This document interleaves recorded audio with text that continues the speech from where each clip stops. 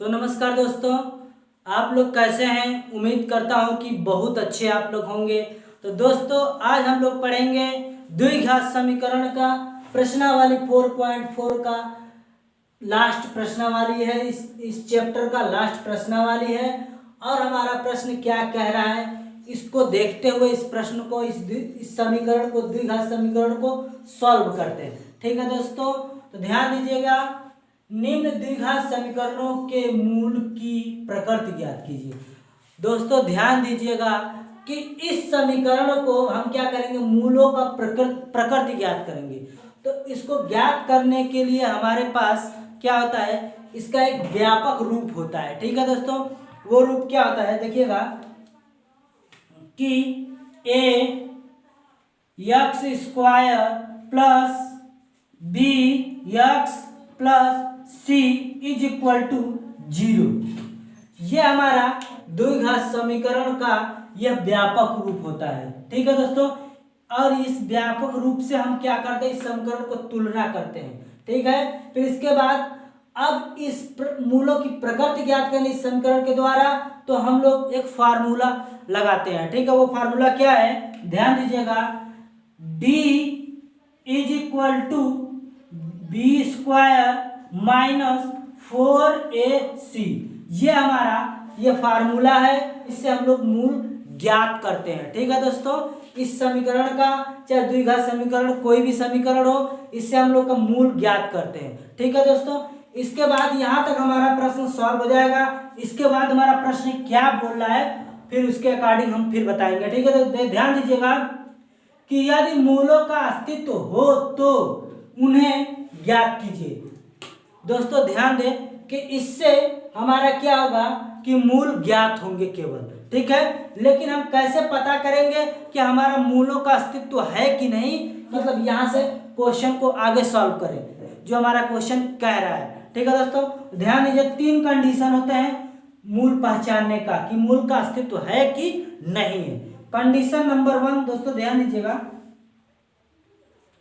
यह हमारा मूल इससे ज्ञात होता है। ठीक, द्विघात समीकरण से हम क्या करें, इस फार्मूले से मूल ज्ञात करते हैं और मतलब मूलों का अस्तित्व है कि नहीं वो हम लोग कंडीशन देखते हैं। ठीक है, तो देखिएगा नंबर 1 कंडीशन क्या आता है कि d इज इक्वल टू 0। अगर d बराबर 0 आ जाए आंसर में, तो मूल क्या होंगे, वास्तविक समान होंगे। क्या होंगे, समान। मूल हमारे होंगे लेकिन वास्तविक समान होंगे। ठीक है, फिर इसके बाद दूसरा हमारा कंडीशन होता है, ध्यान दीजिएगा, कंडीशन नंबर दूसरा d ग्रेटर देन 0। देखिए यह चिन्ह ग्रेटर देन का इंडिकेट करता है। इससे हमारा जिधर मुंह खुला होता है ना, कि मतलब जिधर मुंह खुला होता है तो वो हमारा बड़ा है। कैसे, डी की तरफ इसका मुंह खुला है तो डी हमारा क्या होगा, 0 से बड़ा होगा। और जब डी 0 से बड़ा होगा तो मूल क्या होंगे, ध्यान दीजिएगा, मूल वास्तविक होगा लेकिन असमान होगा। क्या होगा, असमान होगा। ठीक है, असमान मतलब एक दूसरे से मतलब भिन्न होंगे। जैसे ये मतलब 0 से बड़ा होगा, डी का वैल्यू 0 से बड़ी होगी, बराबर नहीं होगी 0 से। ठीक है, तीसरा कंडीशन हमारा क्या था दोस्तों, ध्यान दीजिएगा इस पे, d लेस देन 0। अगर d बराबर 0 से छोटा हो जाए तो मूल हमारे क्या होंगे, मूल हमारे काल्पनिक होंगे। ठीक है दोस्तों, या अधिकल्पित कहते हैं, अधिकल्पित होंगे। ठीक है, इतना बात समझ में आया दोस्तों। और ध्यान दें कि 0 से छोटा जो संख्या होती है वो माइनस में होती है। जैसे देखिएगा -1, -2, -3, मतलब कामा माइनस का जो भी हो 100, क्या है 100, इन्फिनाइट तक क्या होता है, अनंत तक जो माइनस में संख्या होती हैं वो क्या होती है, 0 से छोटी होती हैं। और जो संख्या माइनस में होगी डी की वैल्यू अगर माइनस में आ गई तो वह हमारा क्या होगा, मूल काल्पनिक होगा, मतलब इसका कोई अस्तित्व नहीं होगा। तो यह हमारा क्वेश्चन केवल यहीं तक सॉल्व होगा, ठीक है, इसके आगे सॉल्व नहीं होगा, ठीक है। अगर इन दोनों में अगर ये दोनों अगर आंसर आते हैं तो हमारा क्वेश्चन आगे होगा, मतलब मूलों का अस्तित्व है तो हमारा प्रश्न आगे सॉल्व होगा, ठीक है दोस्तों। तो ध्यान दीजिएगा, अब हम लोग क्या करते हैं, प्रश्न को सॉल्व करते हैं। और देखिए प्रश्न, ये द्विघात समीकरण है, द्विघात समीकरण को तुलना करेंगे इस इक्वेशन से, इस समीकरण से। तो हम क्या लिखते हैं, देखिएगा, लिखेंगे हल, हल लिखने के बाद लिखेंगे, ये समीकरण नंबर 1 बना देते हैं दोनों, ठीक है, बनाएंगे तो लिखेंगे समीकरण 1 को ax² plus bx plus c is equal to 0 से तुलना करने पर, ठीक है, इसको समीकरण 1 बना दिया, ठीक है। तो आप लोग कुछ भी लिख सकते हैं, जैसे ये समीकरण 1 नहीं बनाएंगे तो दिए गए उपरोक्त, मतलब ऊपर दिया जो समीकरण है उसका इससे तुलना करने पर लिख सकते हैं, ठीक है। तो हम क्या लिख लिया दोस्तों, समीकरण 1 को इससे तुलना करने पर, ठीक है, लिख लिया ना। अब इसके बाद देखिए तुलना करते हैं, देखिएगा, जब हम तुलना कैसे किया जाता है, 2x² है, अब इससे ax से तुलना करेंगे, तो x² कटेगा तो a बराबर हमारा क्या आएगा, 2 आ जाएगा ना, ठीक। इसी प्रकार ये देखिए bx 3x से तुलना करेंगे तो -3x ऊपर लिखेंगे, नीचे bx, अब देखिए x कटेगा तो b बराबर -3 आ जाएगा ना, ठीक। फिर इसके बाद c से तुलना करेंगे तो c बराबर क्या आएगा, 5 आएगा, ठीक है। इसी को तुलना करते हैं, ठीक है, तभी हमारा मूल ज्ञात होगा। और ध्यान दें कि यह फार्मूला लगाएंगे, इस फार्मूला को विवित्तर बोलते हैं, विवित्तर सूत्र, क्या बोलते हैं, विवित्तर सूत्र। तो इस फार्मूला को यहाँ पर हम पुट करते रखते हैं, देखिएगा, सूत्र लिखते हैं, सूत्र या फार्मूला। अब d is equal to b² minus 4ac, ठीक है, लिख लिया।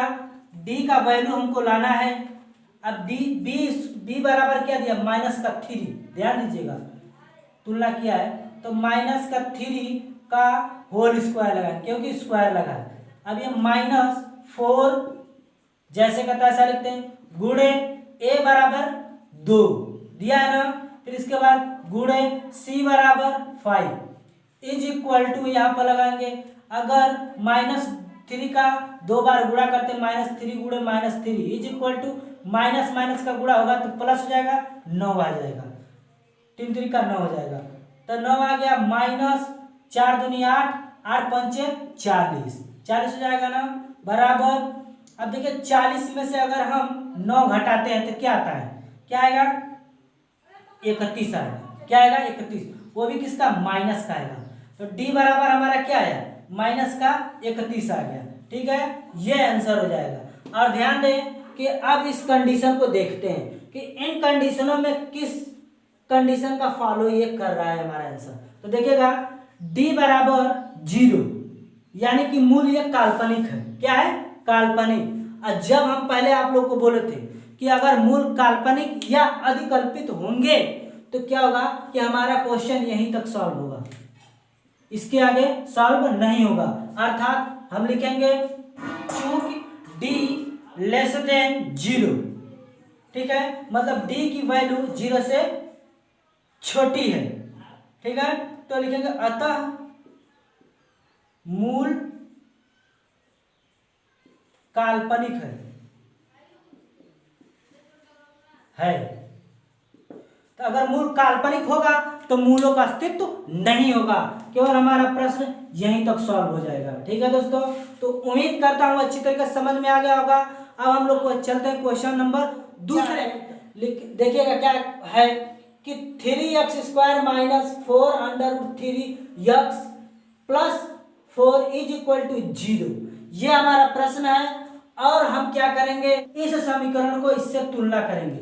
तो समीकरण नंबर 1 लिख लेते हैं दोस्तों, ठीक है। तो इस समीकरण को इससे तुलना करेंगे, तो कैसे करेंगे देखिएगा, सेम पहले जैसा। तो a बराबर हमारा 3 दिया है कामा, b बराबर माइनस का 4 अंडर रूट 3 दिया है कामा, c इज इक्वल टू 4 दिया है, ठीक है। तुलना कर लिया। फिर इसके बाद देखिएगा दोस्तों, अब हम लोग क्या करेंगे, मतलब मूलों का प्रकृति, मूल को प्रकृति ज्ञात करेंगे। देखिए प्रकृति संख्या क्या होती है, जो गिनी जा सकती है, वो हमारी प्रकृति संख्याएं होती हैं, ठीक है। जिसे हम लोग क्या बोलते हैं, 1 2 3 4 5 6 7 8 9 अनंत तक, ये हमारी प्राकृतिक, जैसे नेचुरल नंबर होते हैं, प्राकृतिक संख्याएं होती है, ठीक है। तो क्या करेंगे, मूलों का प्रकृति है क्या है, इस फार्मूले से हम ज्ञात करेंगे, ठीक है दोस्तों। ध्यान दीजिएगा, लिखेंगे सूत्र d is equal to b square minus 4ac लिख दिया। फिर इसके बाद देखिएगा, यह वैल्यू हम क्या करेंगे, यह वैल्यू जितना दिया है इस d में, इस फार्मूले में रखते हैं। तो लिखेंगे d is equal to b बराबर माइनस का 4, देखिए माइनस का 4 अंडर रूट 3 का होल स्क्वायर दिया है ना, माइनस 4 गुणे a बराबर 3 गुणे c इज इक्वल टू 4 दिया है ना, d इज इक्वल टू, अब देखिए माइनस का गुणा हम पहले बता देते प्लस होता है जब माइनस का गुणा आता है। यहाँ माइनस का 4 अंडर रूट 3 गुणे माइनस का 4 अंडर रूट 3 है ना। अब देखिए इन दोनों का गुणा होगा तो 16 आ जाएगा, और माइनस का गुणा प्लस हो जाएगा। अंडर रूट 3 का गुणा होता है ना, अंडर रूट कट जाता है तो केवल 3 होता है, तो 16 तिया कितना होता है 48। तो यहाँ पर क्या आया 48 आ गया, ठीक है। माइनस 4 चक्कू 16 और 16 तिया 48 होगा ना 48, तो यहाँ पर भी 48 लिख लेते हैं, ठीक है दोस्तों। अब देखिए 48 में से 48 घटा देंगे तो क्या बचेगा, 0 बचेगा, तो ये भी 0 है। मूलों का अस्तित्व है, क्यों अस्तित्व है, क्योंकि d बराबर 0 आया, तो वही लिखेंगे। देखिएगा d इज इक्वल टू 0, चूंकि d इज इक्वल टू 0 इसलिए मूल वास्तविक समान होंगे। और जब मूल वास्तविक समान होगा तो इसके मतलब तो मूलों का अस्तित्व होगा, ठीक है। तो मूल का अस्तित्व है, तो इसके बाद हम ये जो क्वेश्चन कह रहा है वो सॉल्व करेंगे। देखिए यदि मूलों का अस्तित्व है तो उन्हें ज्ञात कीजिए। किन्हें ज्ञात करना है, मूल ज्ञात करना है। तो देखिए दोस्तों ध्यान दीजिए, अगर मूलों का अस्तित्व है तो हम क्या करेंगे, द्विघात सूत्र का प्रयोग करके क्या करेंगे, मूल ज्ञात करेंगे, ठीक है दोस्तों। तो देखिएगा द्विघात सूत्र हमारा क्या होता है, ध्यान दीजिएगा, x is equal to minus b plus minus under root b square minus 4ac। देखिए पूरे का अपान आएगा, अपान 2a। ध्यान दीजिएगा यह द्विघात सूत्र होता है, और इसी से हम लोग क्या करते हैं, मूल ज्ञात करते हैं किसी द्विघात समीकरण से। तो ज्ञात करते हैं, देखिएगा x is equal to minus का b। अब देखिए b बराबर वैल्यू हमारी क्या क्या दिया है, माइनस का, और देखिए माइनस पहले से दिया है फार्मूले में, और इसे -4 अंडर रूट 3 लगाते हैं, और देखिए कि इतना बराबर क्या आया है, 0 आया है। मतलब ये फार्मूला लगाया तो इतना बराबर क्या है, 0 आया है, तो अंडर रूट 0 लिखते हैं, अपान पूरे का अपान है 2a, a बराबर 3, तो a बराबर यहाँ 3 लिखते हैं, ठीक है। फिर इसके बाद x इज इक्वल टू, अब माइनस का गुणा प्लस हो जाएगा तो 4 अंडर रूट 3 रहेगा। और देखिए जब किसी भी संख्या को अंडर रूट से अगर निकालते हैं तो देखिए अंडर रूट का मतलब 0 का कोई वर्गमूल होगा नहीं, तो ये करनी से बाहर हो जाएगा। जब करनी से बाहर होगा तो ये क्या होगा, प्लस और माइनस चिन्ह निकलेगा, ठीक है, प्लस माइनस का वैल्यू निकलेगा, मतलब प्लस माइनस, जब भी कोई संख्या करनी से बाहर होती है तो प्लस माइनस होता है, ठीक है। अपान में 3 मतलब 2/3 6 हो जाएगा, ठीक है। अब एक बात ध्यान देना कि अब हम क्या करते हैं कि यहाँ प्लस माइनस है, तो अब हम यक्स की वैल्यू मतलब मूल ज्ञात करेंगे, पहले प्लस वैल्यू लेकर फिर निगेटिव वैल्यू लेकर। तो लिखेंगे प्लस वैल्यू लेने पर, ठीक है, प्लस वैल्यू लेने पर। तो x is equal to 4√3 plus 0 upon 6। अब देखिए अगर 4√3 में 0 जोड़ेंगे तो क्या आएगा, उतना ही आंसर आएगा, ठीक है। तो यक्स इज इक्वल टू 4√3 अपान 2 दूना 4, ठीक है, 3 दूना 6, मतलब ये 2 से कटा, ये भी 2 से कटा। तो यक्स इज इक्वल टू क्या आया हमारा, x implies that x is equal to 2√3 आया ना, अपान 3 आया, ठीक है। तो एक मूल हमारा ये हो गया, ठीक है।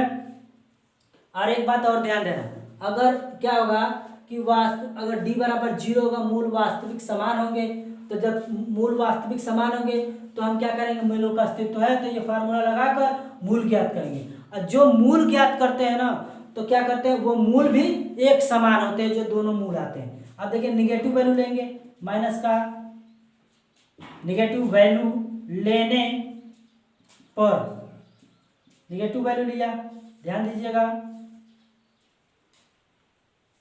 तो देखिएगा x is equal to x is equal to 4√3। अब देखिए माइनस लेंगे चिन्ह, यहाँ प्लस लिया था, यहाँ देखिए ये चिन्ह प्लस लिया था, अब ये माइनस लेंगे क्योंकि निगेटिव वैल्यू। ये 6 अपान में 6, ठीक है। अब देखिए मतलब 0, किसी भी संख्या से 0 घटाएंगे तो क्या आएगा, पूरा संख्या ही आएगा, 0 नहीं होगा, ठीक है। तो देखिएगा बराबर, अब देखिए क्या आएगा, 4√3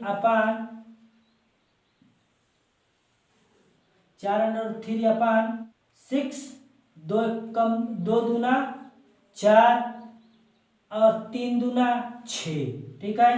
तो आंसर क्या आया, यक्स इज इक्वल टू 2√3 अपान 3।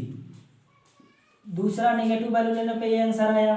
अब देखिए दोनों वैल्यू हमारा सेम है तो क्या लिखेंगे, अगर यक्स इज इक्वल टू 2√3 अपान 3 कामा 2√3 अपान 3, तो ये हमारा क्या होगा, मूल हो जाएंगे, ये मूल है तो यही हमारा मूल होते हैं, यही आंसर हो जाएगा, ठीक है दोस्तों।